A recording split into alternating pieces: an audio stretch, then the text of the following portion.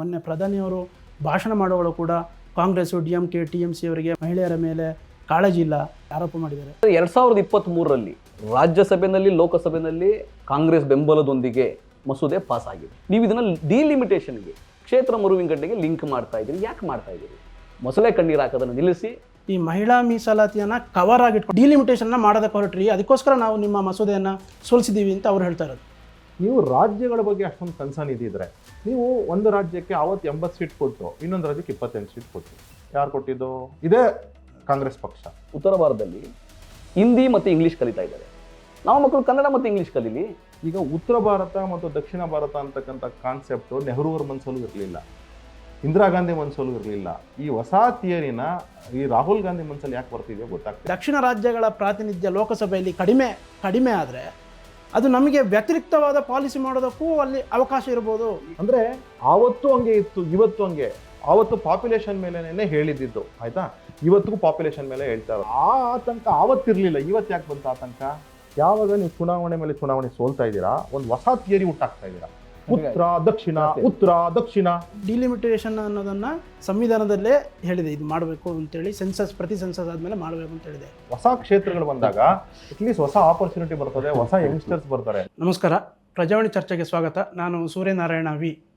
ಈ ದಿನದ ನಮ್ಮ ಚರ್ಚೆಯ ವಿಷಯ ಕ್ಷೇತ್ರ ಮರುವಿಂಗಡಣೆ, ಕರ್ನಾಟಕಕ್ಕೆ ಲಾಭವೇ ನಷ್ಟವೇ?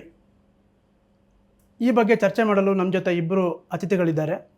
ಒಬ್ಬರು KPCCಯ ವಕ್ತಾರರಾದ ನಟರಾಜ ಗೌಡ ಸರ್ ಅವರು, ಇನ್ನೊಬ್ಬರು BJP ವಕ್ತಾರರಾದ ಅಶೋಕ ಗೌಡ ಸರ್ ಅವರು. ಇಬ್ಬರನ್ನು ನಾನು ಈ ಕಾರ್ಯಕ್ರಮಕ್ಕೆ ಆತ್ಮೀಯವಾಗಿ ಸ್ವಾಗತಿಸ್ತೇನೆ. ನಾನು ಈ ಚರ್ಚೆಯನ್ನು ಅಶೋಕ್ ಸರ್ ಅವರ ಮೂಲಕ ಆರಂಭಿಸ್ತೇನೆ. ಸರ್, ತರಾತುರಿಯಲ್ಲಿ ಈ ಮೀಸಲು ಮಸೂದೆಯನ್ನು ತರುವ ಉದ್ದೇಶ ಏನಿತ್ತು? ಕಾಂಗ್ರೆಸ್ನವರು ಏನು ಆರೋಪ ಮಾಡ್ತಾರೆ, ಇದರ ಹಿಂದೆ ರಾಜಕೀಯ ಕಾರಣಗಳಿದೆ ಅಂತ. ಈ ಬಗ್ಗೆ ನೀವೇನು ಹೇಳ್ತೀವಿ? ಇದರಲ್ಲಿ ಯಾವುದೇ ರಾಜಕೀಯ ಉದ್ದೇಶಗಳಿಲ್ಲ. ಇದು ಮಂಡನೆ ಆಗಲೇಬೇಕಾಗಿದ್ದಂತಹದ್ದು ವಿಚಾರ. ಏನು ಅಂತ ಹೇಳಿದ್ರೆ, ನಾವು 1976ನಲ್ಲಿ ಏನು ಮೇಡಮ್ ಇಂದಿರಾ ಗಾಂಧಿ ಅವರು 42nd ಅಮೆಂಡ್ಮೆಂಟು ಮತ್ತು 43rd ಅಮೆಂಡ್ಮೆಂಟ್ ಏನು ತಂದಿದ್ರು. 42nd ಅಮೆಂಡ್ಮೆಂಟು ನವೆಂಬರ್ 1 ಮತ್ತು ನವೆಂಬರ್ 2 ಲೋಕಸಭಾ ಮತ್ತು ರಾಜ್ಯಸಭೆಯಲ್ಲಿ ಏನು ಪಾಸ್ ಆಯಿತು. ಅದರಲ್ಲಿ 49 ಕ್ಲಾಸು 42nd ಅಮೆಂಡ್ಮೆಂಟಲ್ಲಿ ಮತ್ತು 19 ಕ್ಲಾಸು 43rd ಅಮೆಂಡ್ಮೆಂಟಲ್ಲಿ ಮಂಡನೆ ಮಾಡ್ತಾರೆ. ಈ ಎರಡೂ ಮಂಡನೆ ಮಾಡಿದಾಗ ಆರ್ಟಿಕಲ್ 81 ಆಫ್ ಇಂಡಿಯನ್ ಕಾನ್ಸ್ಟಿಟ್ಯೂಷನ್ಗೆ ಏನು ಅಮೆಂಡ್ಮೆಂಟ್ನ ತಂದುಬಿಟ್ಟು ಆವತ್ತಿಗೆ ಫ್ರೀಸ್ ಮಾಡಿಬಿಡ್ತಾರೆ 543 ಸೀಟ್ಸ್ನ. ಅಂದರೆ 1971ವರೆಗೂ ಏನಾಗಿತ್ತು ಅಂದರೆ 1940 ನಾವು ಮೊದಲ ಬಾರಿಗೆ ಚುನಾವಣೆ ಆಗಿದ್ದು 1952ನಲ್ಲಿ. ಅದಕ್ಕಿಂತ ಮುಂಚೆ 1951 ಸೆನ್ಸಸ್ ಆಗ್ತದೆ. ಆಗ ನಮ್ಮಲ್ಲಿ ಸೀಟ್ಸ್ ಇರ್ತದೆ. ತದನಂತರದಲ್ಲಿ 1961 ಸೆನ್ಸಸ್ ಆಗ್ತದೆ. 1962ನಲ್ಲಿ ಡಿಲಿಮಿಟೇಷನ್ ಬರ್ತದೆ. ಅದಾದಮೇಲೆ 1971, 72 ಆ ಸೀಟ್ಸು ಏನು ಫ್ರೀಸ್ ಮಾಡಿದ್ರು 1976ಅಲ್ಲಿ, ಆ ಸೀಟ್ಸ್ಗೆ ಇವತ್ತು ಅಮೆಂಡ್ಮೆಂಟ್ ಏನು ತಂದಿರ್ತಾರೆ, 50 ವರ್ಷ ಫ್ರೀಸ್ ಆದಾಗ 2026ಅಲ್ಲಿ you should, please remember this word, you should do it ಅಂತಕ್ಕಂತಹದ್ದು ಒಂದು. ಎರಡನೇದು delimitation. However you can within the ರಾಜ್ಯದೊಳಗಡೆ ನೀವು ಡಿಲಿಮಿಟೇಷನ್ ಮಾಡಬಹುದು, ಅಂದರೆ ಸೀಟ್ಗಳನ್ನ ಮರು ವಿಂಗಡಣೆ ಮಾಡಿ ಅಂತ ಹೇಳ್ತಾರೆ. ಇವತ್ತು ಒಂದು ಲೋಕಸಭಾ ಸೀಟು 32 ಲಕ್ಷ ಇದ್ದರೆ ಇನ್ನೊಂದು ಸೀಟು 2 ಲಕ್ಷ ಇರ್ತಕ್ಕಂಥದ್ದು ನೋಡಿದ್ದೀವಿ. ಅದರಿಂದಾಗಿ ತಾರತಮ್ಯತೆ ಏನಿದೆ ಪಾರ್ಲಿಮೆಂಟ್ ಕ್ಯಾಂಡಿಡೇಟ್ಗೆ ಅಥವಾ ಪಾರ್ಲಿಮೆಂಟಲ್ಲಿ ನಿಂತ್ಕೊಳ್ತಕ್ಕಂಥವ್ರಿಗೆ, ಅವ್ರಿಗೆ ಜನಸ್ಪಂದನೆ ಆಗ್ತಾ ಇಲ್ಲ, ಜನಗಳು ಭೇಟಿ ಮಾಡೋಕ್ಕಾಗ್ತಿಲ್ಲ. 32 ಲಕ್ಷ ಜನ ನಾನು ರೆಪ್ರೆಸೆಂಟ್ ಮಾಡಬೇಕಾದ್ರೆ ಎಲ್ಲಿಂದ 32 ಲಕ್ಷ ಜನ, ಅವರ 32 ಲಕ್ಷ ಜನದ ನಾಯಕರನ್ನು ಭೇಟಿ ಮಾಡೋದು, ಅವರ ಹೆಸರುಗಳನ್ನ ಜ್ಞಾಪಕ ಇಟ್ಕೊಳ್ಳೋಕ್ಕಾಗಲ್ಲ ಅಂತ ಒಂದು ಪರಿಸ್ಥಿತಿ ಇರೋದ್ರಿಂದ ಯು ಶುಡ್ ಅನ್ನತಕ್ಕಂಥದ್ದನ್ನು ಮಾಡಿದ್ರಿಂದ ಒಳ್ಳೆ ಸುವರ್ಣಾವಕಾಶ ಇತ್ತು ಇವತ್ತು. ಅಂದರೆ ಎನಾನ್ಸ್ಮೆಂಟ್ಗೆ ಜೊತೆಗೆ ಡಿಲಿಮಿಟೇಷನ್ನು. ಇವತ್ತು ಒಂದೊಂದು ಸೀಟ್ ಒಂದೊಂದು ರೀತಿ ಇರೋದ್ರಿಂದ ಅದು ಡಿಲಿಮಿಟೇಷನ್ ಅವಶ್ಯಕತೆ. ಜೊತೆಗೆ ಮಹಿಳಾ ಮೀಸಲಾತಿ ಏನಿದೆ, ಮಹಿಳಾ ಮೀಸಲಾತಿಗೆ ನೀವು ಕಾಕಾ ಕೇಲೇಕರ್ ಕಮಿಟಿ ಮತ್ತು BP ಮಂಡಲ್ ಕಮಿಟಿಯ ವರದಿಗಳು ಎರಡೂ ಸಹ ಏನು ಹೇಳ್ತಿತ್ತು ಅಂತ ಹೇಳಿದ್ರೆ, ಮಹಿಳೆ ಆಸ್ ಅ ಹೋಲ್ ನೀವು OBC ಅಂತ ತೆಗೆದುಕೊಂಡು ಮತ್ತು ಅದರಲ್ಲಿ ನೀವು 33% ಇನ್ಕ್ರೀಸ್ ಮಾಡಿ ಅಂತ 33%ನ ನೀವು ಮಹಿಳೆಯರಿಗೆ ಮೀಸಲಾಗಿಡಿ ಅಂತ ಅಂದ್ಬಿಟ್ಟು ಏನು ರಿಪೋರ್ಟ್ ಕೊಟ್ಟಿದ್ರು ಕಾಕಾ ಕೇಲೇಕರ್ ಮತ್ತು BP ಮಂಡಲ್ಲು. ಅದರಿಂದಾಗಿ ಆ 33% ಮಹಿಳೆಯರಿಗೆ ಮೀಸಲಾಗಿಟ್ಟು ಮತ್ತು 33%ನ ಎನಾನ್ಸ್ಮೆಂಟ್ ಮಾಡಿದ್ರೆ ಎಲ್ಲ ಸಮತೋಲನೆ ಆಗ್ತದೆ ಅಂತಕ್ಕಂತಹ ಒಂದು ಅಭಿಲಾಷೆಯಿಂದ ಬಿಲ್ ಇಟ್ಟಿದ್ದು. ಇದರಲ್ಲಿ ಯಾವುದೇ ರಾಜಕೀಯ ದುರುದ್ದೇಶ ಇಲ್ಲ. ಪ್ರತಿಯೊಬ್ಬ ಜನಗಳ ಆಶಯ ಇತ್ತು, ಮಹಿಳೆಯರ ಆಶಯ ಇತ್ತು, ಅಕ್ಕ ತಂಗಿಯರ ಆಶಯ ಇತ್ತು. ಇಟ್ಟಾಗ ನಮಗೊಂದು ಅವಕಾಶ ಸಿಗ್ತದೆ ಅಂತ ಹೇಳಿ, ಅಂಥ ಅವಕಾಶಕ್ಕೆ ಎಳ್ಳು ನೀರನ್ನು ಬಿಟ್ಟಂಥವರು ಕಾಂಗ್ರೆಸ್ನ ನಾಯಕರು. ಸರ್, ಈಗ ಒಂದು ಸುವರ್ಣ ಅವಕಾಶ ನಿಮಗೆ ಇತ್ತು, ಅದನ್ನು ಅವಕಾಶ ಕಳ್ಕೊಂಡ್ರಿ ಅಂತೇಳಿ ಅಶೋಕ್ ಸರ್ ಹೇಳ್ತಾರೆ. ಮೊನ್ನೆ ಪ್ರಧಾನಿಯವರು ಭಾಷಣ ಮಾಡುವಳು ಕೂಡ ಕಾಂಗ್ರೆಸ್ಸು DMK TMC ಅವರಿಗೆ ಮಹಿಳೆಯರ ಮೇಲೆ ಕಾಳಜಿ ಇಲ್ಲ, ಅವರಿಗೆ ಪ್ರಾತಿನಿಧ್ಯ ಕೊಡೋದಕ್ಕೆ ಇಷ್ಟ ಇಲ್ಲ ಅಂತೇಳಿ ಆರೋಪ ಮಾಡಿದ್ದಾರೆ. ಇದರ ಬಗ್ಗೆ ನೀವೇನು ಹೇಳ್ತೀರಿ? ಇದು ದ್ವಂದ್ವ ನೀತಿ BJPದು. ಮಹಿಳಾ ವಿರೋಧಿ ನೀತಿ ಖಂಡಿತವಾಗಿ ಕಾಣಿಸುತ್ತೆ. ಯಾಕಂದರೆ 2023ರಲ್ಲಿ ರಾಜ್ಯಸಭೆಯಲ್ಲಿ ಲೋಕಸಭೆಯಲ್ಲಿ ಯುನಾನಿಮಸ್ ಆಗಿ ಕಾಂಗ್ರೆಸ್ ಬೆಂಬಲದೊಂದಿಗೆ ಈ ಮಸೂದೆ ಪಾಸ್ ಆಗಿದೆ. ರಾಷ್ಟ್ರಪತಿಗಳ ಅಂಕಿತ ಕೂಡ ಬಿದ್ದಿದೆ. ನೀವು ಇಂಪ್ಲಿಮೆಂಟ್ ಮಾಡಬೇಕು. ನಾವು ಹೇಳ್ತೀವಿ ಕಾಂಗ್ರೆಸ್ ಆಗಿ, ನೀವು ಬೆಂಬಲ ಕೊಟ್ಟಿದ್ದೀವಿ, ಪಾಸ್ ಆಗಿದೆ, ಇಂಪ್ಲಿಮೆಂಟ್ ಮಾಡಿ. ನೀವು ಮಾಡೋಕ್ಕೆ ರೆಡಿ ಇಲ್ಲ. ನೀವು ಯಾಕೆ ಮಾಡೋಕ್ಕೆ ರೆಡಿ ಇಲ್ಲ? ನಿಮ್ಮನ್ನು ತಡಿತಾ ಇರೋರು ಯಾರು? ನಿಮ್ಮನ್ನು ತಡಿತಾ ಇರೋರು ನಿಮ್ಮ ಮನಸ್ಥಿತಿ, ನಿಮ್ಮ ಅಜೆಂಡಾ. ಯಾಕಂದರೆ ನೀವು ಇದನ್ನು ಡಿಲಿಮಿಟೇಷನ್ಗೆ, ಕ್ಷೇತ್ರ ಮರುವಿಂಗಡಣೆಗೆ ಲಿಂಕ್ ಮಾಡ್ತಾ ಇದ್ದೀರಿ. ಯಾಕೆ ಮಾಡ್ತಾ ಇದ್ದೀರಿ? ನಿಮ್ಮ ಉದ್ದೇಶ ಏನು? ಈ ದೇಶದಲ್ಲಿ ಆಯಿತು, ನೀವು ಹೇಳಿದಾಗ ಕ್ಷೇತ್ರ ಮರುವಿಂಗಡಣೆ ಆಗಬೇಕು. ಒಂದು ಕಡೆ 32 ಲಕ್ಷ, ಒಂದು ಕಡೆ 10 ಲಕ್ಷ, ಒಂದು ಕಡೆ 2 ಲಕ್ಷ, ಈ ಥರ ವ್ಯತ್ಯಾಸ ಇದೆ.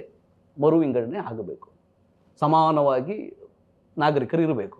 ಆದರೆ ಸೀಟ್ ಹೆಚ್ಚಿಗೆ ಮಾಡಬೇಕಾದ್ರೆ ಅದಕ್ಕೆ ಬೇರೆ ರೀತಿಯ ಚರ್ಚೆ ಬೇಕಾಗುತ್ತೆ. ನೀವು 50% ಹೆಚ್ಚಿಗೆ ಮಾಡ್ತೀರಾ, ಜನಸಂಖ್ಯೆ ಆಧಾರದ ಮೇಲೆ ಹೆಚ್ಚಿಗೆ ಮಾಡ್ತೀರಾ, 850 ಸ್ಲಾಬ್ ಮಾಡ್ತೀರಾ, 816 ಮಾಡ್ತೀರಾ, ಅದು ಬೇರೆ ವಿಷಯ.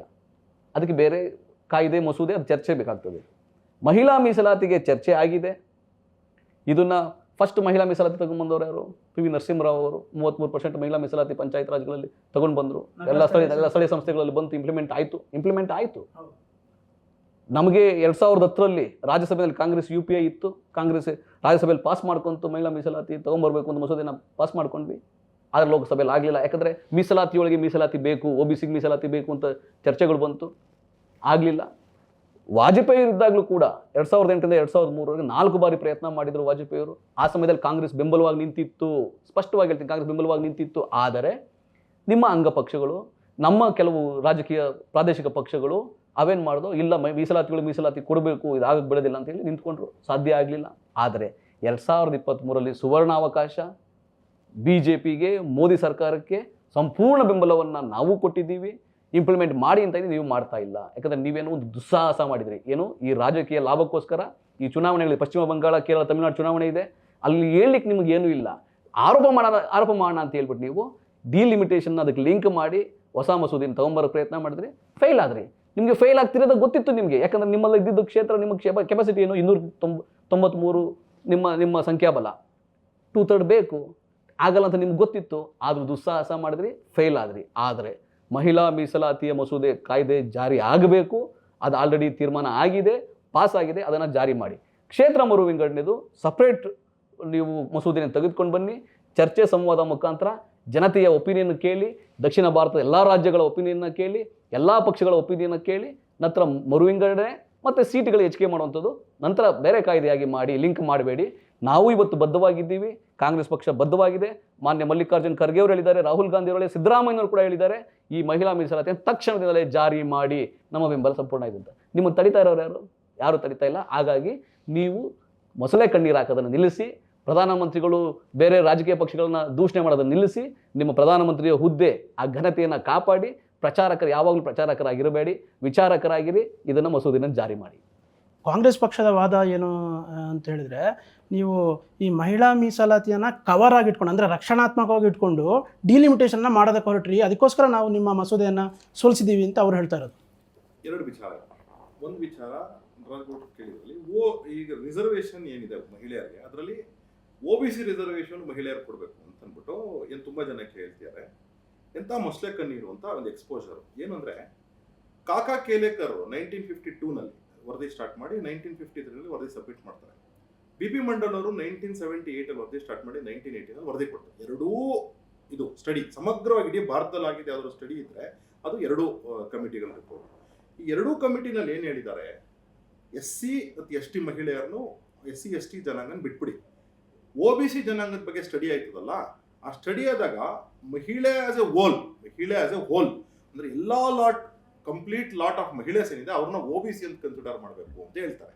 ಅಪ್ಪರ್ ಕಾಸ್ಟ್ ಮಹಿಳೆ, ಅದರಲ್ಲಿ ಮುಸಲ್ಮಾನ ಮಹಿಳೆ, ಇನ್ನೊಂದು ಮಹಿಳೆ, ರಜಪೂತ್ ಮಹಿಳೆ, ಒಕ್ಕಲಿಗ ಮಹಿಳೆ, ಲಿಂಗಾಯತ ಮಹಿಳೆ ಅಂತ ಇಲ್ಲ, ಎಲ್ಲಾ ಮಹಿಳೆಯರು ಸಹ ನೀವು OBC ಅಂತ ಕನ್ಸಿಡರ್ ಮಾಡಬೇಕು ಅಂತ ಕಾಕಾ ಕೇಲೇಕರ್ ಕಮಿಟಿ, BP ಮಂಡಲ್ ಕಮಿಟಿ ವರದಿ ಕೊಟ್ಟಾಗ ನೀವು ಇದನ್ನ ಡಸ್ಟ್ಬಿನ್ಗೆ ಹಾಕ್ತಕ್ಕಂಥ ಕೆಲಸ ಮಾಡಿದ್ ಯಾರು?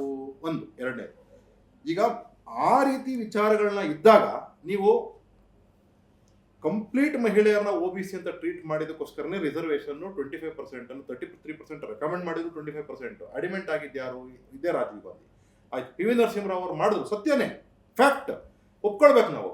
ಆದ್ರೆ ಪಿ ವಿ ನರಸಿಂಹರಾವ್ ಅವ್ರನ್ನ ಅವರಿಗೆ ಯಾವ ರೀತಿ ಗೌರವ ಸಲ್ಲಿಸ್ತೀರಿ ಅಂತಕ್ಕಂಥದ್ದು ವಾಸ್ತವ. ಇದು ಒಂದ್ ಕಡೆಗೆ. ಈಗ ನೀವು ದಕ್ಷಿಣ ರಾಜ್ಯಗಳಿಗೆ ಬರೋಣ. ದಕ್ಷಿಣ ರಾಜ್ಯಕ್ಕೆ ಇವತ್ತು 1971 population of Uttar Pradesh 8,82,00,000 Uttar Pradesh population 71. ಕರ್ನಾಟಕದ ಪಾಪ್ಯುಲೇಷನ್ 2,91,00,000 2,89,00,000 ಕರ್ನಾಟಕದ ಪಾಪ್ಯುಲೇಷನ್. ಅದಕ್ಕೆ ಏನ್ ಮಾಡಿದ್ರು 1972 ಆಯ್ತು ಡಿಲಿಮಿಟೇಷನ್ ಬಂದಾಗ ಕರ್ನಾಟಕಕ್ಕೆ 28 ಜನ ಎಂಪಿಗಳು, ಉತ್ತರ ಪ್ರದೇಶಕ್ಕೆ 80 ಜನ ಎಂಪಿಗಳನ್ನ ಕೊಟ್ಟರು. 10 ಲಕ್ಷಕ್ಕಿತ್ತು ಒಂದು ಲಿಮಿಟ್, ಕ್ಲಿಯರ್ ಆಗಿತ್ತು 10 ಲಕ್ಷಕ್ಕೆ. ಈಗ ಅಕಸ್ಮಾತ್ ಏನಾದ್ರು ನೀವು ಅನ್ಯಾಯ ಹಾಗೆ ಹೀಗೆ ಅಂತ ಏನೇನೋ ಹೇಳ್ತಿದ್ದೀರಲ್ಲ, ಆಯ್ತಪ್ಪ, ಕರ್ನಾಟಕದಲ್ಲಿ ಇವತ್ತು ಎಷ್ಟು ಪಾಪ್ಯುಲೇಷನ್ ಇದೆ? 66 ಕೋಟಿ ಇದೆ. ಸಾರಿ 6,60,00,000 ಇದೆ. ಉತ್ತರ ಪ್ರದೇಶ ಪಾಪ್ಯುಲೇಷನ್ ಎಷ್ಟಿದೆ? 28 ಕೋಟಿ ಇದೆ. ಅಲ್ಲಿಗೆ 10 ಲಕ್ಷಕ್ಕಂತ ಇಟ್ರೆ ಅಲ್ಲಿಗೆ 280 ಜನ ಎಂ ಪಿ ಸಿ ಎಲ್ಲಿ ಆಗ್ತಾರೆ? ಉತ್ತರ ಪ್ರದೇಶದಲ್ಲಿ ಆಗ್ತಾರೆ. ಕರ್ನಾಟಕದಲ್ಲಿ 66 ಜನ ಎಂ ಪಿ ಸಿ ಆಗ್ತಾರೆ. ಆಯ್ತು, ಒಂದ್ ಲೆಕ್ಕ ಬೇಡ, 20 ಲಕ್ಷಕ್ಕೆ ಇಡೋಣ. 10 ಲಕ್ಷ ಬೇಡ, 20 ಲಕ್ಷಕ್ಕೆ ಇಡೋಣ. ಕರ್ನಾಟಕದಲ್ಲಿ ಎಷ್ಟು ಜನ ಬರ್ತಾರೆ? 33 ಜನ ಎಂ ಪಿ ಸಿ ಬರ್ತಾರೆ. ಉತ್ತರ ಪ್ರದೇಶದಲ್ಲಿ ಎಷ್ಟು ಜನ ಬರ್ತಾರೆ? 140 ಜನ ಬರ್ತಾರೆ. ಅನ್ಯಾಯ ಆಯ್ತಲ್ವಾ ಕರ್ನಾಟಕಕ್ಕೆ? ಆಯ್ತಾ? ಆಯ್ತು. ಅದರಿಂದಾಗಿ ಏನಾಯ್ತು ಅಂತ ಹೇಳಿದ್ರೆ, ಈಗ ಅಂಬೇಡ್ಕರ್ಗೆ ಹೋಗ್ಬಿಟ್ಟು ವಾಪಸ್ ಬಂದ್ಬಿಡೋಣ. ಅಂಬೇಡ್ಕರ್ ಮತ್ತು ರಾಜಗೋಪಾಲಾಚಾರಿ ಇಬ್ರು ಸಹ ಮೇಧಾವಿಗಳು. ಭಾರತ ಕಂಡಂತಹ ಅತ್ಯಂತ ಪ್ರಬುದ್ಧರು ಯಾರಾದ್ರು ಇದ್ರೆ ಬಾಬಾ ಸಾಹೇಬ್ ಅಂಬೇಡ್ಕರ್ ಮತ್ತು ರಾಜಗೋಪಾಲಾಚಾರಿನೂ ಸಹ ಆ ಲಿಸ್ಟಿಗೆ ಸೇರ್ಕೊಳ್ತಾರೆ. ಇಬ್ಬರೂ ಸಹ ಹೇಳ್ತಾರೆ ಏನಂತ ಹೇಳಿದ್ರೆ, ನೋಡಿ, ರಾಜ್ಯಗಳ ವಿಂಗಡಣೆ ಏನಿದೆ, ನೀವು ಭಾಷಾ ವೈಸ್ ಮಾಡೋದು ಅದು ಏನು ಒಂದು ಸಪ್ರೇಟ್ ವಿಚಾರ ಅಲ್ಲ. ಆದರೆ ಅದಕ್ಕಿಂತ ಬೆಟರು, ನಾಳೆ ಇದೆಲ್ಲ ಸಮಸ್ಯೆಗಳು ಬರ್ತವೆ ಅಂತ ಹೇಳಿ ಬಾಬಾ ಸಾಹೇಬ್ರು ಏನು ಮಾಡ್ತಾರೆ, ಒಂದು ಸಿಟಿ ಅಂತ ಇಟ್ಕೊಳ್ಳಿ, ಯಾವುದೋ ಒಂದು ಸಣ್ಣ ನಗರನೋ ದೊಡ್ಡ ನಗರನೋ ಅಂತ ಇಟ್ಕೊಳ್ಳಿ, ಅದ್ರ ಸುತ್ತ ಬರ್ತಕ್ಕಂತಹ ಒಂದು ಎಷ್ಟೋ ಪಾಪ್ಯುಲೇಷನ್, 2 ಕೋಟಿನೋ 3 ಕೋಟಿನೋ ಪಾಪ್ಯುಲೇಷನ್ಗೆ ನೀವು ಒಂದು ರಾಜ್ಯ ಅಂತ ಮಾಡಿ ಅಂತ ಬಾಬಾ ಸಾಹೇಬ್ರು ಹೇಳ್ತಾರೆ. ಇದೇ ಸಮಸ್ಯೆಗಳನ್ನ ಅವತ್ತು ಗಮನದಲ್ಲಿ ಇಟ್ಕೊಂಡು ಬಾಬಾ ಸಾಹೇಬ್ರು ಹೇಳಿದ್ದು ಇದೇ ಸಮಸ್ಯೆನ. ಬಾಬಾ ಸಾಹೇಬ್ರ ಪುಸ್ತಕ ಇದೆ, ಅದಕ್ಕೆ ರಾಜಗೋಪಾಲಾಚಾರಿ ಅದನ್ನ ಎಂಡಾರ್ಸ್ ಮಾಡ್ತಾರೆ. ಕರೆಕ್ಟಾಗಿ ಹೇಳ್ತಿದ್ದಾರೆ ಬಾಬಾ ಸಾಹೇಬ್ರು ಅಂತ ಹೇಳ್ತಾರೆ. ಚರ್ಚೆ ಆಗ್ತದೆ ಪಾರ್ಲಿಮೆಂಟಲ್ಲಿ. ಆದರೆ ನೀವು ಯಾವುದೋ ಒಂದು ರೀತಿನ ಮಾಡಿದ್ರಿ, ಆಯಿತು. ಆ ರೀತಿ ತಪ್ಪು ಸರಿ ತಪ್ಪು ಅಂತಕ್ಕಂಥದ್ದು ಒಂದು ವಿಚಾರ. ಒಂದು ರೀತಿನ ನೋಡೋದು ತಪ್ಪು, ಇನ್ನೊಂದು ರೀತಿ ನೋಡೋದು ಸರಿ, ಆಯಿತು. ಆ ವಿಚಾರಕ್ಕಿಂತ ಜಾಸ್ತಿ ನಾನು ಹೆಚ್ಚಾಗೇನೇ ಹೇಳ್ತಿದ್ದೀನಿ, ನೀವು ರಾಜ್ಯಗಳ ಬಗ್ಗೆ ಅಷ್ಟೊಂದು ಕನ್ಸರ್ನ್ ಇದ್ದಿದ್ರೆ ನೀವು ಒಂದು ರಾಜ್ಯಕ್ಕೆ ಅವತ್ತು 80 ಸೀಟ್ ಕೊಟ್ಟು ಇನ್ನೊಂದು ರಾಜ್ಯಕ್ಕೆ 28 ಸೀಟ್ ಕೊಟ್ರಿ. ಯಾರು ಕೊಟ್ಟಿದ್ದು? ಇದೇ ಕಾಂಗ್ರೆಸ್ ಪಕ್ಷ. ಆಯಿತು, ಇನ್ನೂ ಒಂದು ಬರ್ತೀನಿ. ಫೈನಾನ್ಸ್ ಕಮಿಷನಲ್ಲಿ ಇದೇ ರೀತಿ ಅನ್ಯಾಯ ಆಗ್ತಿದೆ ಅಂತ ಹೇಳಿದ್ರು. ಅದಕ್ಕೋಸ್ಕರ ಏನು ಮಾಡಿದ್ರು, 15th ಫೈನಾನ್ಸ್ ಕಮಿಷನಲ್ಲಿ 1971 ಪಾಪ್ಯುಲೇಷನ್ಗೂ ಸಹ ವೇಟೇಜ್ ಕೊಟ್ಟರು. ಆಯಿತಾ? 2011 ಪಾಪ್ಯುಲೇಷನ್ಗೂ ವೇಟೇಜ್ ಕೊಟ್ಟರು. ಎರಡೂ ಪಾಪ್ಯುಲೇಷನ್ಗೆ ವೇಟೇಜ್ ಕೊಟ್ಟಾಗ ಅದು ಒಂದು ರೀತಿ ಸಮತೋಲನೆ ಆಯಿತು ಅಂತ ಅಂದ್ಬಿಟ್ಟು ಹೇಳ್ದಂಥವ್ರು ಯಾರು? ಇದೇ ಕೃಷ್ಣ ಬೈರೇಗೌಡರು ಫೈನಾನ್ಸ್ ಕಮಿಷನ್ ಮೀಟಿಂಗ್ ಹೋಗಿದ್ರಲ್ಲ, ಇದನ್ನೇ ಅವರೇ ಹೇಳಿದ್ದು. ಅವ್ರದ್ದು ಸಹ ಪಾಯಿಂಟ್ಸ್ ಇದೆ ಫೈನಾನ್ಸ್ ಕಮಿಷನಲ್ಲಿ. ಅಂದರೆ ವಿಚಾರ ಏನು ಅಂದರೆ, ಎಲ್ಲೋ ಒಂದು ಕಡೆ ಈಗ ಏನು ಮಹಿಳಾ ಮೀಸಲಾತಿ ಬರ್ತಾ ಇದೆ, ಆ ಮಹಿಳಾ ಮೀಸಲಾತಿ 33% ಅಂತ ಏನು ರೆಕಮೆಂಡ್ ಆಗಿದೆ ಕಾಕಾ ಕೇಲೇಕರು ಮತ್ತು ಬಿ ಪಿ ಮಂಡಲಲ್ಲಿ, ಅಷ್ಟು ಸೀಟ್ಸ್ನ ಎಲ್ಲ ರಾಜ್ಯಗಳಿಗೆ ರಾಜ್ಯ ಆಸ್ ಎ ಯೂನಿಟ್ ತಗೊಂಡು ಇನ್ಕ್ರೀಸ್ ಮಾಡಿಬಿಡೋಣ. ಅಷ್ಟೇ ಈ ಸೀಟ್ಸ್ನ ಅಸೆಂಬ್ಲಿಗಳಲ್ಲೂ ಇನ್ಕ್ರೀಸ್ ಮಾಡೋಣ. ಆಗ ಏನು ಈ ಪಾಪ್ಯುಲೇಷನ್ ತುಂಬ ಚೆನ್ನಾಗಿ ಪರ್ಫಾರ್ಮ್ ಮಾಡಿರ್ತಕ್ಕಂಥ ದಕ್ಷಿಣ ರಾಜ್ಯಗಳು, ವೆದರ್ ತಮಿಳುನಾಡು, ಕರ್ನಾಟಕ, ಕೇರಳ ಮತ್ತು ಆಂಧ್ರ, ಈ ರಾಜ್ಯಗಳು ಚೆನ್ನಾಗಿ ಪರ್ಫಾರ್ಮ್ ಮಾಡಿವೆ. ಓವರಾಲ್ ಅಂದರೆ ನಮ್ಮ ಎಕನಾಮಿಕಲ್ ಪರ್ಫಾರ್ಮೆನ್ಸು, ಡೇಟಾ ವೈಸ್ ಅಂದರೆ FRP ರೇಟು ಎಲ್ಲ ಚೆನ್ನಾಗಿ ಪರ್ಫಾರ್ಮ್ ಮಾಡಿದೆ. ಅದರಿಂದಾಗಿ ಇವರಿಗೆ ಅನ್ಯಾಯ ಆಗಲ್ಲ ಅನ್ನೋ ಕಾರಣಕ್ಕೆ 33% ಇನ್ಕ್ರೀಸ್ ಅಂತ ಮಾಡಿದ್ದು ಟೋಟಲ್ ಓವರಾಲ್ ಸೀಟ್ಸಲ್ಲಿ. ಅದರಲ್ಲಿ ಇನ್ಯಾವ ರೀತಿ ನೀವು ಮಾಡಿದ್ದಿದ್ದು ಬೇಸೇನೆ. ಇದನ್ನು ಅರ್ಥ ಮಾಡ್ಕೊಬೇಕಾಗಿರ್ತಕ್ಕಂಥದ್ದೇನೆ, 1971 ಪಾಪ್ಯುಲೇಷನ್ನ ಒಂದು ಬೇಸು, ಆವತ್ತಿನ ಸೀಟ್ಸು, ಅದಕ್ಕೆ ಇವತ್ತಿನ ಅನೌನ್ಸ್ಮೆಂಟ್. ಆದರೆ ರೀಕಾನ್ಸ್ಟಿಟ್ಯೂಟ್ ಏನಾಗುತ್ತೆ ಅಸೆಂಬ್ಲಿ ರಾಜ್ಯದ ಒಳಗಡೆ, ಅದು 2011 ಸೆನ್ಸಸ್ ಮೇಲೆ ನೀವು ಒಂದು ಯೂನಿಟ್ ಅಂತ ತಗೊಂಡು ಅದನ್ನು ಮಾಡಿ ಅಂತ ಹೇಳಿ ವಿಚಾರ. ಅದರಿಂದಾಗಿ ಒಂದು ಸುವರ್ಣಾವಕಾಶ, ಗೋಲ್ಡನ್ ಆಪರ್ಚುನಿಟಿ ಇಲ್ಲ ಸಲ್ಲದು ಮಾತಾಡ್ತಿದ್ದಾರೆ ಕಾಂಗ್ರೆಸ್ಸಿಗರು. ಮಿಸ್ಲೀಡ್ ಮಾಡ್ತಾ ಇದ್ದಾರೆ. ಮಹಿಳಾ ಮೀಸಲಾತಿ ಬಗ್ಗೆನೂ ಇಲ್ಲ, OBC ಬಗ್ಗೆನೂ ಅಲ್ಲ, ರೀಸ್ಟ್ರಕ್ಚರಿಂಗ್ ಆಗಲೇಬೇಕು ಅದ್ರ ಬಗ್ಗೆನೂ ಬಿಟ್ಬಿಟ್ರು, ಎನೌನ್ಸ್ಮೆಂಟ್ ಆಗಬೇಕು ಅದ್ರ ಬಗ್ಗೆನೂ ಬಿಟ್ಬಿಟ್ರು. Mislead, complete mislead. ನೀವೇನು ಹೇಳಕ್ಕೆ? ಈಗ ನಾನೇನು ಹೇಳ್ತೀನಿ ಅಂದರೆ, ಡಿಲಿಮಿಟೇಷನ್ ಆಗಬೇಕು, ಕಾಲಕ್ಕೆ ಆಗುತ್ತೆ, ಕ್ಷೇತ್ರ ಮರು ವಿಂಗಡಣೆ ಆಗುತ್ತೆ. ಇಂದಿರಾ ಗಾಂಧಿಯವರು 25 ಇಯರ್ಸ್ಗೆ ಫ್ರೀಸ್ ಮಾಡಿದ್ರು. ಇಲ್ಲ, 50 ಇಯರ್ಸ್ಗೆ ಅಲ್ಲ, ಅದು ನೀವು ಹೇಳಲ್ಲ. ಈಗ 2001 ಆದಮೇಲೆ ನಾವು ಪುನರ್ ಪರಿಶೀಲನೆ ಮಾಡಬಹುದು, ಮಾಡಬಹುದು. ಆದ್ರೆ ನಂಬರ್ ಆಫ್ ಸೀಟ್ಸ್ ಅಷ್ಟೇ ಇರಬೇಕು. ಕರೆಕ್ಟ್, ಮಾಡಬಹುದು. ನಂಬರ್ ಆಫ್ ಸೀಟು ಅಷ್ಟೇ ಇರಬೇಕು. ನೀವು ಪಾಪ್ಯುಲೇಷನ್ ಮೇಲೆ ನೀವು ಅದನ್ನ ಮತ್ತೆ ಕ್ಷೇತ್ರವನ್ನು ವಿಂಗಡಣೆ ಅಂದ್ರೆ ಕ್ಷೇತ್ರವಾರು, ಯಾಕಂದ್ರೆ ಜನಸಂಖ್ಯೆ ಸಮತೋಲನ ರೀತಿಯಲ್ಲಿ ಕಾಪಾಡ್ಕೊಳ್ಳೋಕ್ಕೋಸ್ಕರ 2001 ಮೇಲೆ ಮಾಡಬಹುದು. 2026ರಲ್ಲಿ ಈ ಕ್ಷೇತ್ರಗಳನ್ನ ಮಾಡಲೇಬೇಕು, ಇಲ್ಲವಂದರೆ ಪ್ರಳಯ, ಆ ಥರ ಏನಿಲ್ಲ. ಕೇಳಿ, ನಾವು ನಮ್ಮ ಕನ್ಸನ್ಸ್ ನಮ್ಮ ಆತಂಕ ಏನು ಗೊತ್ತಾ, 33% ರಿಸರ್ವೇಷನ್ ಮಾಡಿ, ಕಾಂಗ್ರೆಸ್ಗೂ ಅದೇ ಅಪ್ಲೈ ಆಗುತ್ತೆ, BJPಗೂ ಅದೇ ಅಪ್ಲೈ, ಈ ದೇಶಕ್ಕೆ ಅಪ್ಲೈ ಆಗುತ್ತೆ. 33% ರಿಸರ್ವೇಷನ್ ಮಾಡಿ, ತಕ್ಷಣದಿಂದಲೇ ಜಾರಿ ಮಾಡಿ. ನಾವು ಲೋಕಸಭೆಯಲ್ಲಿ ರಾಜ್ಯಸಭೆಯಲ್ಲಿ ನೀವು ಕೊಟ್ಟಿರ್ತಕ್ಕಂಥ ಬೆಂಬಲ ಅದಕ್ಕೇನೆ, ನಿಮ್ಮ ಮುಂದಿನ ಅಜೆಂಡಾಗಳಿಗೆ ನಾವು ಬೆಂಬಲ ಕೊಟ್ಟಿಲ್ಲ, ಕಾನೂನಿಗೆ ಪಾಲಿಸಿಗೆ ನಾವು ಬೆಂಬಲ ಕೊಟ್ಟಿದ್ದೀವಿ. ನೀವು ಮಾಡ್ತಾರೋ ಅಜೆಂಡಾ ಏನು ಇವಾಗ? ದಕ್ಷಿಣ ಭಾರತದವರು ನಮಗೆ ಆತಂಕ ಇದೆ. ಏನು ಆತಂಕ? ಇವರೇ 15ನೇ ಫೈನಾನ್ಸ್ ಕಮಿಷನ್ ಇವ್ರು ಮೆನ್ಷನ್ ಮಾಡಿದರು. 14ನೇ ಹಣಕಾಸಿನ ಆಯೋಗದಲ್ಲಿ ರಾಜ್ಯ ಸರ್ಕಾರಕ್ಕೆ, ಕರ್ನಾಟಕ ರಾಜ್ಯ ಸರ್ಕಾರಕ್ಕೆ ಬರ್ತಾ ಇದ್ದಂಥ ಡೆವಲ್ಯೂಷನ್ ಏನು? 4.71%. ಇವರು ಆಮೇಲೆ ಬೇರೆ ಥರ ಅಂಕಿಅಂಶಗಳು ಹೇಳ್ತಾರೆ. 4.71%. 15ನೇ ಹಣಕಾಸಿನ ಆಯೋಗಕ್ಕೆ ಬಂದಾಗ ನಮಗೇನಾಯಿತು? 3.62%ಗೆ ಬಂತು. ಇದರಿಂದ ರಾಜ್ಯಕ್ಕೆ ನೇರವಾಗಿ ಆ ಡೆವಲ್ಯೂಷನಲ್ಲಿ, ನಾನು ಬೇರೆ ಥರ ಯೋಜನೆ ಕೊಟ್ಟಿದ್ದೀನಿ, ದುಡ್ಡು ಕೊಟ್ಟಿದ್ದೀನಿ, ಬೇರೆ ವಿಷಯ ಮಾತಾಡೋಣ. ಡೆವಲ್ಯೂಷನ್, ಕಾನೂನುಬದ್ಧವಾದ ಡೆವಲ್ಯೂಷನಲ್ಲಿ ನಮಗೆ 73,000 ಕೋಟಿ ರೂಪಾಯಿ ನಷ್ಟ. 16ನೇ ಹಣಕಾಸಿನ ಆಯೋಗದಲ್ಲಿ ನಾವು ಕೂಡ ರಾಜ್ಯದಲ್ಲಿ ಹೋರಾಟವನ್ನು ಮಾಡಿದ್ವಿ, ಕೇಳಿದ್ವಿ, ಮನವಿ ಮಾಡಿದ್ವಿ. ಕೇಂದ್ರ ಸರ್ಕಾರ ಮನವಿ ಮಾಡಿದ ಮೇಲೆ 4.17%ಗೆ ಅದನ್ನು ತಂದಿದ್ದಾರೆ. ಸ್ವಲ್ಪ ಜಾಸ್ತಿ ಆಯಿತು. ಆದರೆ 14ನೇ ಹಣಕಾಸಿನ ಆಯೋಗಕ್ಕೂ 16ನೇ ಹಣಕಾಸಿನ ಆಯೋಗಕ್ಕೂ ನೋಡಿದ್ರೆ ಕೂಡ ರಾಜ್ಯಕ್ಕೆ ಅದು ಅನ್ಯಾಯ.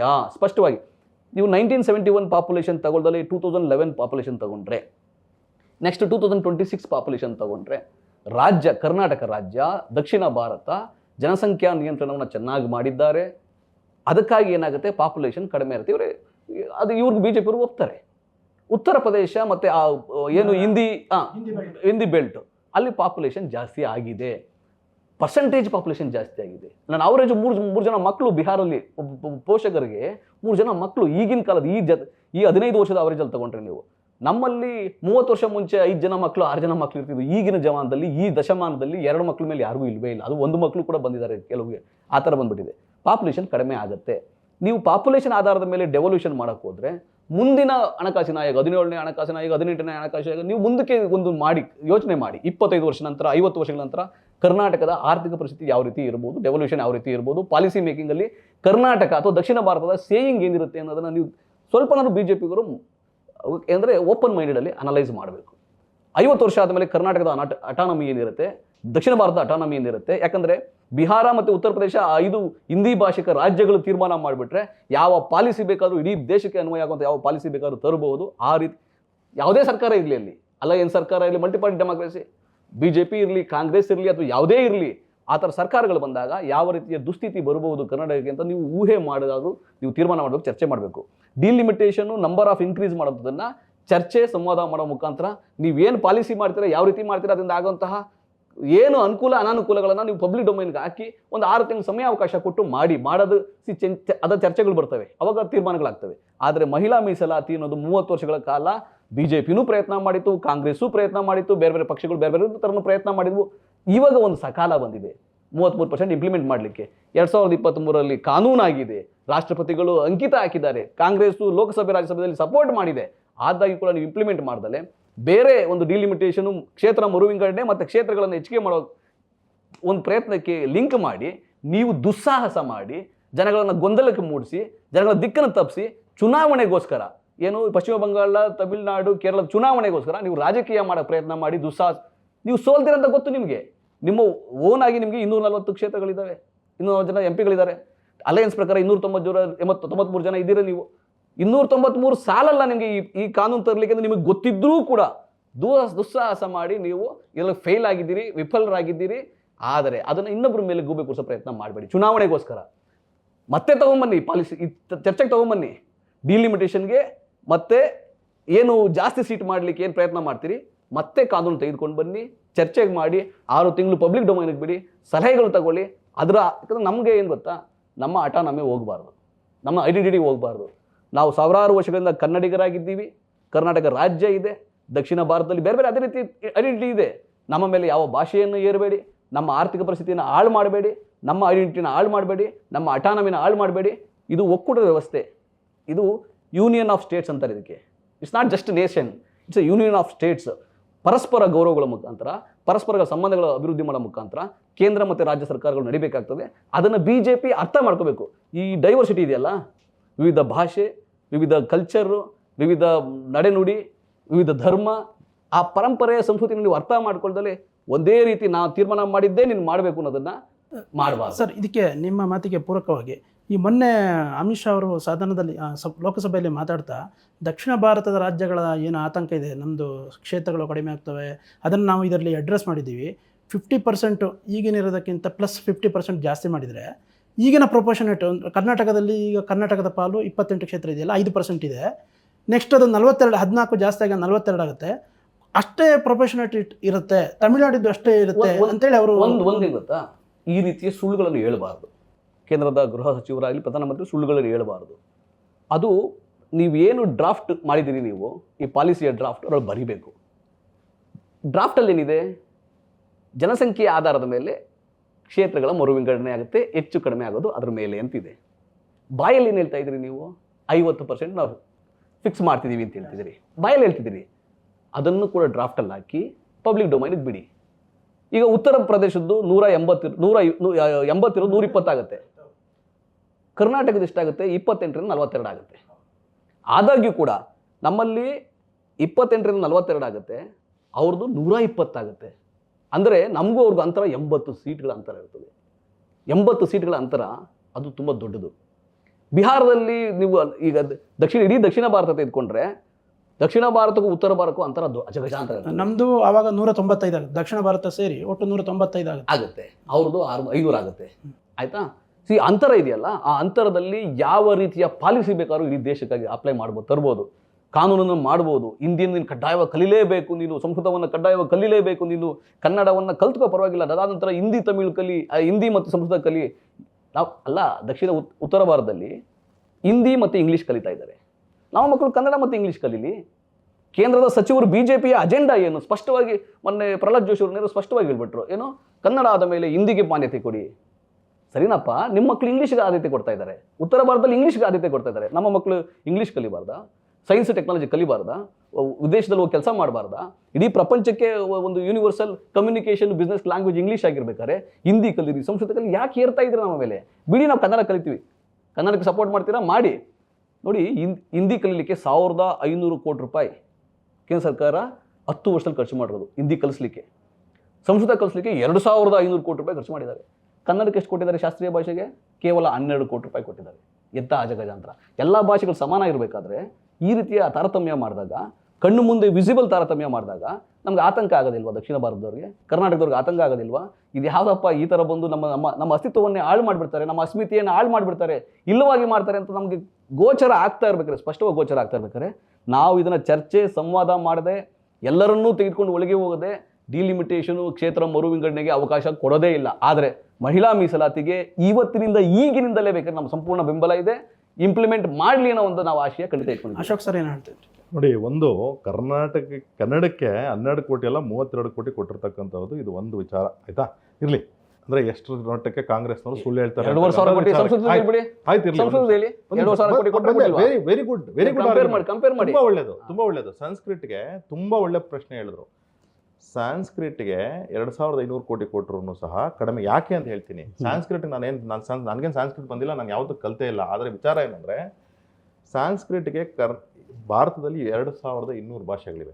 2200 ಭಾಷೆ. ಇಡೀ ಪ್ರಪಂಚದಲ್ಲಿ 6600 ಭಾಷೆ ಇದೆ. ತತ್ಸುಮಾರು. ನಾವು ಸ್ವಲ್ಪ ಒಂದು ನಿಮಿಷ ಡೈವರ್ಟ್ ಆಗ್ಬೋದು, ಆದರೆ ತುಂಬಾ ಇಂಪಾರ್ಟೆಂಟ್ ಟಾಪಿಕ್. ಯಾಕೆ ಅಂದ್ರೆ, ಈ 2200 ಭಾಷೆನಲ್ಲಿ ತತ್ಸುಮಾರು 1000+ ಭಾಷೆಗೆ ಬೇಸನೆ ಸಂಸ್ಕೃತ. ಕರ್ನಾಟಕ, ಇಂಡಿಯಾದಲ್ಲಿ, ಇಡೀ ಪ್ರಪಂಚದಲ್ಲಿ ಹಾಕೊಂಡ್ರೆ 3000 ಭಾಷೆಗೆ ಬೇಸನೆ ಸಂಸ್ಕೃತ. ಅದರಿಂದಾಗಿ ನೀವು ಸಂಸ್ಕೃತ ಕಲ್ತ್ರೆ ತುಂಬಾ ಭಾಷೆಗಳು ಕಲಿಬಹುದು ಅಂತ ಹೇಳಿ ಬಾಬಾ ಸಾಹೇಬ್ರು ಹೇಳಿದ್ದು. ಆಯ್ತಾ? ಇಲ್ಲಿ ಗಮನಾರ್ಹವಾದಂತ ವಿಚಾರ. ಬಾಬಾ ಸಾಹೇಬ್ರು ಆವತ್ತೇ ಹೇಳ್ತಾರೆ, ನೀವೇನಾದ್ರೂ ಇಡೀ ದೇಶನ ಲಿಂಕ್ ಮಾಡಕ್ಕೆ ಒಂದು ಉತ್ತಮವಾದಂತಹ ಭಾಷೆ ಯಾವ್ದಾದ್ರಿಂದ ಅದು ಸಂಸ್ಕೃತ ಅಂತ ಅನ್ನೋದು ವಿಚಾರ ಬಾಬಾ ಸಾಹೇಬ್ರು ಹೇಳಿದ್ದು. ಆಯ್ತಾ? ಆದ್ರೆ ಬಾಬಾ ಸಾಹೇಬ್ ಇಂಗ್ಲಿಷ್ ಡಿಲಿಮಿಟೇಷನ್ ಬರ್ತಾ ಇದೆ. ಪಾಪ ನಟರಾಜ್ ಗೌಡ್ರು ಯಾವ ಮಟ್ಟಕ್ಕೆ ಸುಳ್ಳು ಹೇಳ್ತಾರೆ, ಯಾವ ಮಟ್ಟಕ್ಕೆ ಸುಳ್ಳು ಹೇಳ್ತಾರೆ. ಅದಕ್ಕೆ ನಾನು ಹೇಳ್ತಾ ಕಾಂಗ್ರೆಸ್ನವ್ರು ಒಂದ್ ನಿಮಿಷ ಬಂದೆ ಅಂಕಿ ಅಂಶದ ಕಾಂಗ್ರೆಸ್ನವ್ರು ಮನೆ ದೇವರೇ ಸುಳ್ಳು ಅಂತ ಅದಕ್ಕೋಸ್ಕರ ಹೇಳ್ತಾರೆ. ಉದಾಹರಣೆಗೆ ಫಾರ್ ಎಕ್ಸಾಂಪಲ್, ನೀವು ಉತ್ತರ ಭಾರತದಲ್ಲಿ ಏನೇ ಅಂತ ಹೇಳ್ತಾರೆ, ಉತ್ತರ ಭಾರತ ಮತ್ತು ದಕ್ಷಿಣ ಭಾರತ ಅಂತ ಅಂದ್ಬಿಟ್ಟು, ಮತ್ತು ಯೂನಿಯನ್ ಆಫ್ ಸ್ಟೇಟ್ಸ್ ಫಸ್ಟ್ ಅದಕ್ಕೂ ಅಡ್ರೆಸ್ ಮಾಡೋದು. ನಮ್ದು ಯೂನಿಯನ್ ಆಫ್ ಸ್ಟೇಟ್ಸ್ ಅಲ್ಲ ಸರ್, ನಾವು ಇಡೀ ದೇಶ ಆಗಿದ್ದು ಅದನ್ನ ನಾವು ಒಂದು ಅನುಕೂಲಕ್ಕೋಸ್ಕರವಾಗಿ ರಾಜ್ಯಗಳಾಗಿ ಡಿವೈಡ್ ಮಾಡ್ಕೊಂಡು ಅದೇ ಅಲ್ಲ ಸರ್, ಈಗ ನಮ್ಮಲ್ಲಿ ಒಕ್ಕೂಟ ವ್ಯವಸ್ಥೆ ಇರುತ್ತೆ. ಒಕ್ಕೂಟ ವ್ಯವಸ್ಥೆ ಅದಾದ್ಮೇಲೆ ದಯವಿಟ್ಟು ಸಹ ಅರ್ಥ ಮಾಡ್ಕೊಳ್ಳಿ, ಇದನ್ನ ತುಂಬಾ ಕರ್ನಾಟಕ ರಾಜ್ಯ ಒಂದು ಯೂನಿಟ್ ಆಗಿತ್ತು, ತಮಿಳುನಾಡು ಒಂದು ಯೂನಿಟ್ ಆಗಿತ್ತು, ಲೈಕ್ ಅಮೆರಿಕಾ, ಮೈಸೂರೇ ಒಂದು ರಾಜ್ಯ ಐತ್ರಿ. ಒಂದ್ ನಿಮಿಷ ಬಂದೆ. ಇಲ್ಲ ಸರ್, ಆಗ ರಾಜ ಸಂಸ್ಥಾನಗಳಿಂದ ಈ ಪ್ರಜಾಪ್ರಭುತ್ವ ವ್ಯವಸ್ಥೆ ಬಂದಾಗ ಅದನ್ನೆಲ್ಲ ಸೇರಿಸಿ ಮಾಡಿದ್ದು ಒಕ್ಕೂಟ ವ್ಯವಸ್ಥೆ ನೋಡಿ. 543 ಜನ 542 ರಾಜರಿದ್ರು, ಆಯ್ತಾ? ಪಾಕಿಸ್ತಾನ ಸೇರಿಸ್ಕೊಂಡು ಬಾಂಗ್ಲಾದೇಶ 562 562 ರಾಜರು ಮತ್ತು ಬ್ರಿಟಿಷ್ ರಾಜ್ಯ ಎಲ್ಲವೂ ಸೇರಿ ಇದು ಭಾರತ, ಇದು ಪಾಕಿಸ್ತಾನ ಅಂತ ಆಯ್ತು. ಆಗ ಇಡೀ ದೇಶ ಒಂದಾಗಿತ್ತು. ಮೈಸೂರು ರಾಜ್ಯ ಸೇರ್ಕೊಳ್ತು ಭಾರತಕ್ಕೆ, ಅಂದ್ರೆ ಇಡೀ ದೇಶ ಒಂದಾಗಿತ್ತು. ಅದಾದ್ಮೇಲೆ ಒಂದು ರಾಜ್ಯಗಳನ್ನ ಹೇಗ್ ಡಿವೈಡ್ ಮಾಡ್ಕೊಬೇಕು, ಭಾಷಾವಾರ ವಿಂಗಡಣೆ ಆಗಿದ್ರಿ, ಹೇಗ್ ಮಾಡ್ಕೊಬೇಕು. ಆಗ ಅದಕ್ಕೆ ಒಂದು ಫಾರ್ಮುಲಾ ಕೊಟ್ರು ಬಾಬಾ ಸಾಹೇಬ್ರು ಅಥವಾ ರಾಜಗೋಪಾಲಾಚಾರಿ ಅವರು ಅದನ್ನ ಎಂಡಾರ್ಸ್ ಮಾಡಿದ್ರು. ಬೇರೆಯವರೆಲ್ಲ ಬೇರೆ ಬೇರೆ ಫಾರ್ಮುಲಾ ಕೊಟ್ರು. ಆಯ್ತು, ನಾವು ಅದನ್ನ ಲ್ಯಾಂಗ್ವೇಜ್ ಅಂತ ಮಾಡ್ಕೊಂಡ್ವಿ, ನಮ್ಗೇನು ಅಬ್ಜೆಕ್ಷನ್ ಇಲ್ಲ, ಸರಿಯಾಗಿದೆ, ಅದು ಭಾಷಾವಾರ ಸರಿಯಾಗಿದೆ. ಅದನ್ನ ಫೆಡರಲ್ ಗವರ್ನಮೆಂಟ್ ಅಂತಾನೆ ಮಾಡ್ಕೊಂಡ್ವಿ, ಸರಿಯಾಗಿದೆ, ಅದನ್ನ ಯಾರು ಅಬ್ಜೆಕ್ಟ್ ಮಾಡ್ತಿಲ್ಲ. ವಿಚಾರ ಏನು ಅಂತಂದ್ರೆ, we are not union of states, but we are a nation together, and we have our own policy for our own states. Okay, fine, agree. There is no objection to it. Point ಏನು ಅಂತ ಹೇಳಿದ್ರೆ, ಈಗ ಉತ್ತರ ಭಾರತ ಮತ್ತು ದಕ್ಷಿಣ ಭಾರತ ಅಂತಕ್ಕಂಥ concept Nehru ಅವ್ರ ಮನಸ್ಸಲ್ಲೂ ಇರಲಿಲ್ಲ, ಇಂದಿರಾ ಗಾಂಧಿ ಮನಸ್ಸಲ್ಲೂ ಇರಲಿಲ್ಲ. ಈ ಹೊಸ ಥಿಯರಿನ ಈ ರಾಹುಲ್ ಗಾಂಧಿ ಮನಸ್ಸಲ್ಲಿ ಯಾಕೆ ಬರ್ತಿದೆಯೋ ಗೊತ್ತಾಗ್ತಿಲ್ಲ. ನಮ್ಮ ಇಡೀ ಕನ್ನಡಿಗರ ಮನಸ್ಸಲ್ಲಿ ಬರ್ತಾ ಇದೆ, ಅನ್ಯಾಯ ಆಗ್ತಾ ಇದೆ ಗೊತ್ತಿದೆ. ಇದನ್ನ ಹುಟ್ಟಾಗ್ತಿರ್ತಕ್ಕಂಥ ಅನ್ಯಾಯ ಆದಾಗ ಅಧಿಕಾರದ ಆಸೆಗೋಸ್ಕರ ಹುಟ್ಟಾಗ್ತಿದ್ದಾರೆ. ಯಾಕೆ ಅಂದ್ರೆ ನೋಡಿ, Indira Gandhi also 80 seat 28 seat, 80 seat 39 seat, 80 seat 42 seat ಅಂದ್ರೆ ಟೋಟಲ್ ಆಂಧ್ರಗೆ ಕೊಟ್ಟಿದ್ದು, ಆಯ್ತಾ? ಆದ್ರೆ ಆವತ್ತು ಅವರು ದಕ್ಷಿಣ ಭಾರತ ಉತ್ತರ ಭಾರತ ಅಂತ ನೋಡಿಲ್ಲ.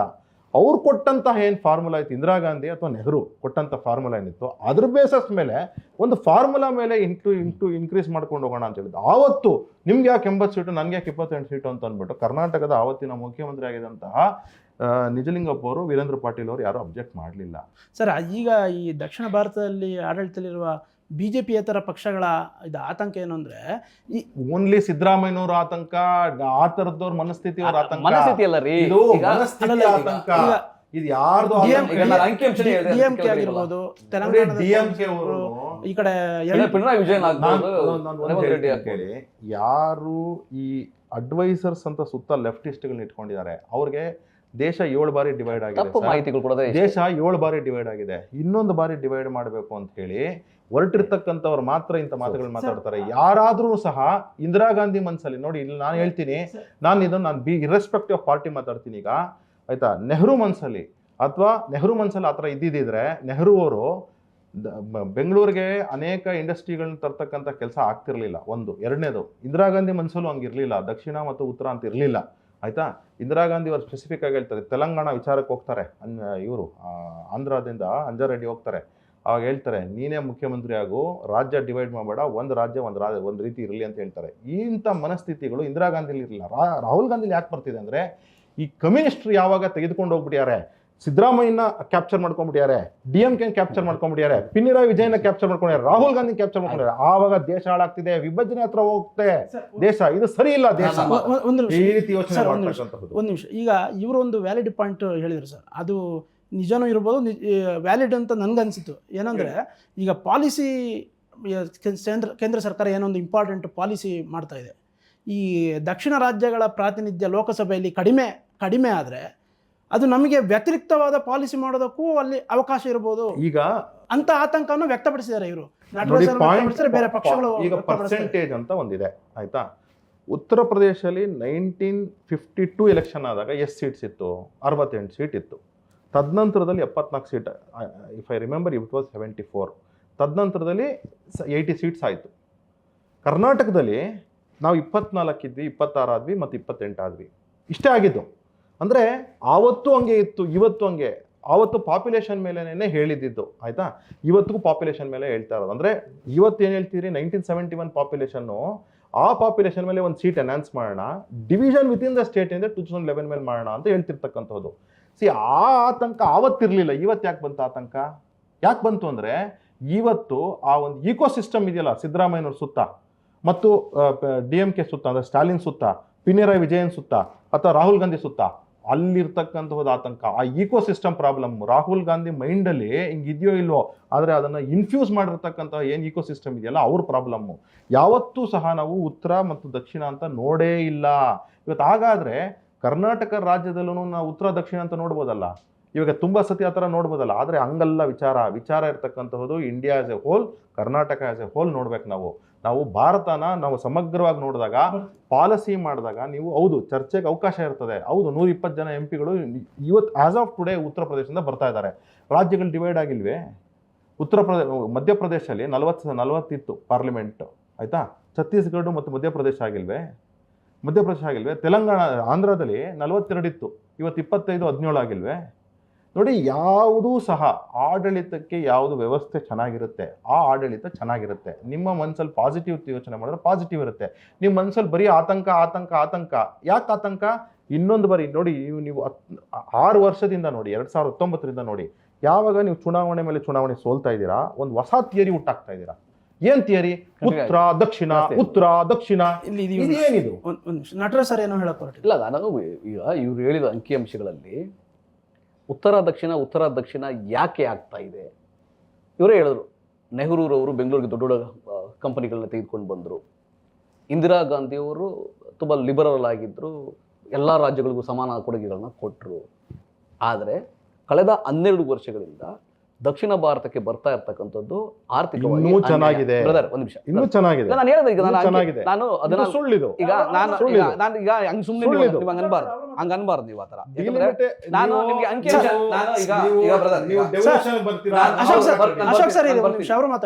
ನಾನು ಡೆವಲ್ಯೂಷನ್ ಮತ್ತೆ ರಿಪೀಟ್ ಮಾಡ್ತೀನಿ. 14ನೇ ಹಣಕಾಸಿನ ಆಯೋಗ, 15ನೇ ಹಣಕಾಸಿನ ಆಯೋಗ, 16ನೇ ಹಣಕಾಸಿನ ಆಯೋಗ ರಾಜ್ಯಕ್ಕೆ ನೇರವಾಗಿ ಸ್ಪಷ್ಟವಾಗಿ ಅನ್ಯಾಯ ಆಗ್ತಾ ಇರೋದು ನೇರವಾಗಿ ಕಾಣ್ತಾ ಇದೆ.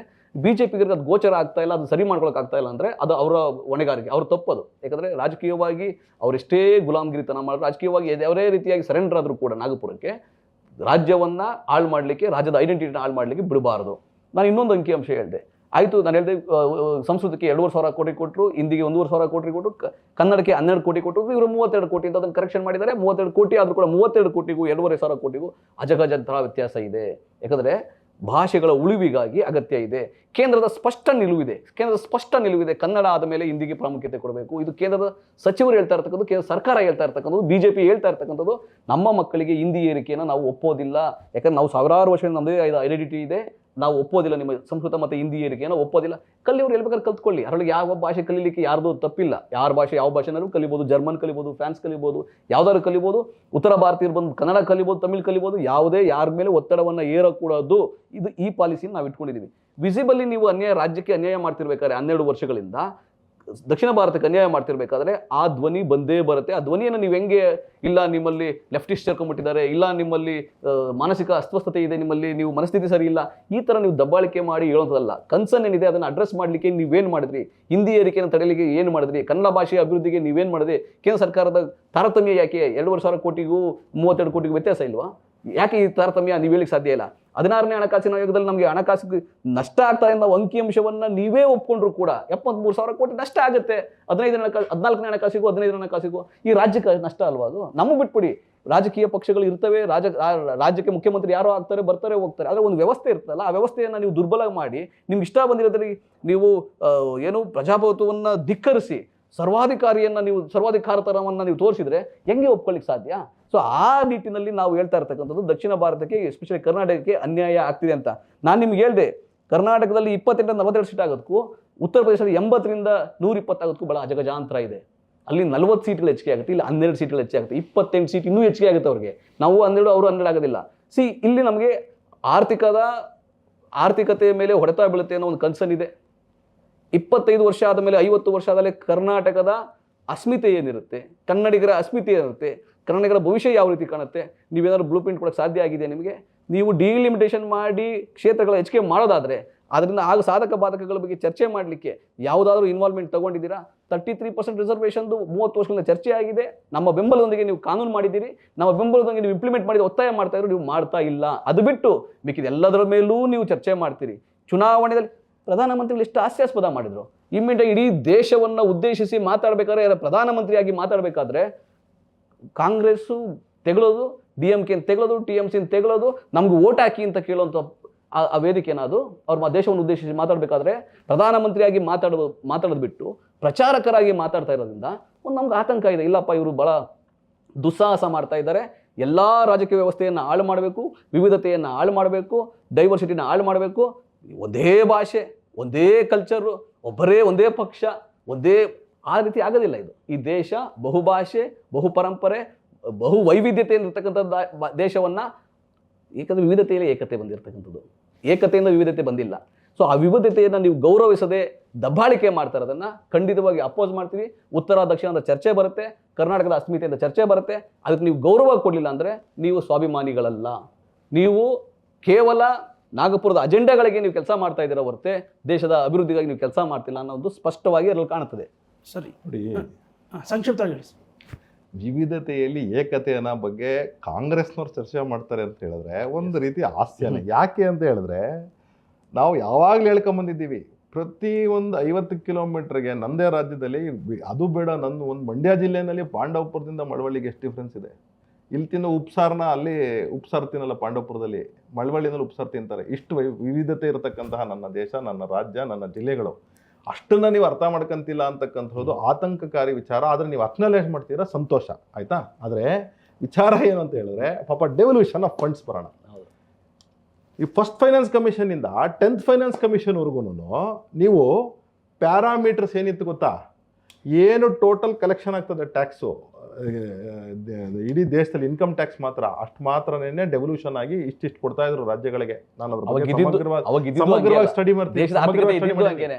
10th FC ಬಂದಾಗ, 10th ಫೈನಾನ್ಸ್ ಕಮಿಷನ್ ಬಂದಾಗ ಮಾತ್ರನೇ ಡಿವಿಷನ್ ಆಗಿದ್ದು, ಆಯ್ತಾ. ಅದು ಏನು ಅಂದ್ರೆ ಟೋಟಲ್ ಏನೇನು ಕಲೆಕ್ಟ್ ಆಗ್ತಿತ್ತು ಅದರಲ್ಲೆಲ್ಲಾನು ಇಷ್ಟು ಡೆವಲ್ಯೂಷನ್ ಮಾಡ್ತೀವಿ, 42% ಕೊಡ್ತೀವಿ ಅಂತ ಹೇಳಿದ್ರು ಅವತ್ತು, ಆಯ್ತಾ. ಹಾರಿಜಾಂಟಲ್ ಡೆವಲ್ಯೂಷನ್ ಅಲ್ಲಿ ನೀವು ವರ್ಟಿಕಲ್ ಡೆವಲ್ಯೂಷನ್ ಅಲ್ಲಿ 42% ಕೊಡ್ತೀನಿ ಅಂದರು. ಅದಾದ್ಮೇಲೆ ಹಾರಿಜಾಂಟಲ್ ಡೆವಲ್ಯೂಷನ್ ಅಂತ ಬಂತು. ಹಾರಿಜಾಂಟಲ್ ಡೆವಲ್ಯೂಷನ್ ಅಲ್ಲಿ ಆವತ್ತು ನಿಮ್ಮದೇ ಸರ್ಕಾರ ಇತ್ತು, ಕಾಂಗ್ರೆಸ್ ಪಕ್ಷ, PV ನರಸಿಂಹರಾವ್ ಅವರಿದ್ರು. ಆವತ್ತೂ ಸಹ ಕೊಡ್ಲಿಲ್ಲ ಅಂತಕ್ಕಂಥದ್ದು ಇದೇ ಸಿದ್ದರಾಮಯ್ಯನವರು ಫೈನಾನ್ಸ್ ಮಿನಿಸ್ಟ್ರು ಸದನದಲ್ಲಿ ಹೇಳಿದ್ದಾರೆ. ಅವರ 3ನೇ ಬಜೆಟ್ ಅಲ್ಲಿ 1997 ಅಲ್ಲಿ ಇದೇ ವಿಚಾರ, ಆಯ್ತಾ. ಜನತಾ ಪಕ್ಷದಲ್ಲಿ ಇದ್ರು ಅಂತ ಹೇಳಿ, ಜನತಾ ದಳದಲ್ಲಿ ಇದ್ರು ಅಂತ ಹೇಳಿ ಅಟ್ಯಾಕ್ ಮಾಡಿದ್ರು, ಆಯ್ತಾ. PV ನರಸಿಂಹರಾವ್ ಸರ್ಕಾರನ ನೀವು ಕೊಡ್ಲಿಲ್ಲ ಅಂತ ಹೇಳಿ.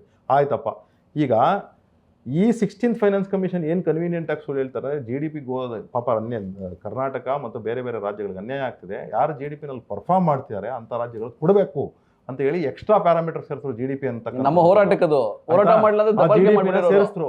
ಆ GDP ಸೇರಿಸಿದಾಗ ನಮಗೆ ಸ್ವಲ್ಪ ಜಾಸ್ತಿ ಆಗ್ತಿರ್ತಕ್ಕಂಥ, ಆದ್ರೆ ಚರ್ಚೆ ಆದಾಗ್ಲೂ ಫೈನಾನ್ಸ್ ಕಮಿಷನ್ ಚರ್ಚೆ ಆದಾಗ್ಲೂ 2011 ಪಾಪ್ಯುಲೇಷನ್ ಇಟ್ಕೊಂತೀರಾ, 1971 ಪಾಪ್ಯುಲೇಷನ್ ಇಟ್ಕೊಂತೀರಾ ಅಂತ ಹೇಳಿದ್ರೆ ಆವತ್ತೂ ಸಹ ನೀವು ಸರಿಯಾಗಿ ಪ್ರತಿಪಾದನೆ ಮಾಡಿರ್ತಕ್ಕಂಥದ್ದು ಇದೇ ಇವರೇನೆ ಕಾಂಗ್ರೆಸ್ಸಿಗರೇ.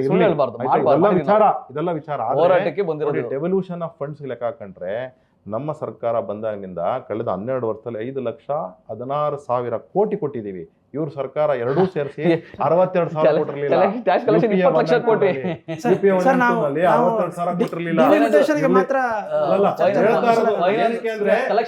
ಅನ್ಯಾಯ ಅಂತಾರಲ್ಲ, ಅದಕ್ಕೋಸ್ಕರ ಹೇಳ್ತಾ ಇದ್ದೀನಿ. ಇವತ್ತು ಅಷ್ಟೇ ಹೇಳ್ತಾ ಇದ್ದೀನಿ, ಡಿಲಿಮಿಟೇಷನ್ ಅಲ್ಲೂ ಸಹ ಏನ್ ಫಾರ್ಮುಲಾ ಇತ್ತು, ನೀವೇ ಕೊಟ್ಟಿದ್ದ ಫಾರ್ಮುಲಾ ಏನು, ಎಲ್ಲಿಂದನೋ ಬಂದ್ಬಿಟ್ಟಿಲ್ಲ. ಫಾರ್ಮುಲಾ ಬಂದಿದ್ದು ಯಾರಿಂದ?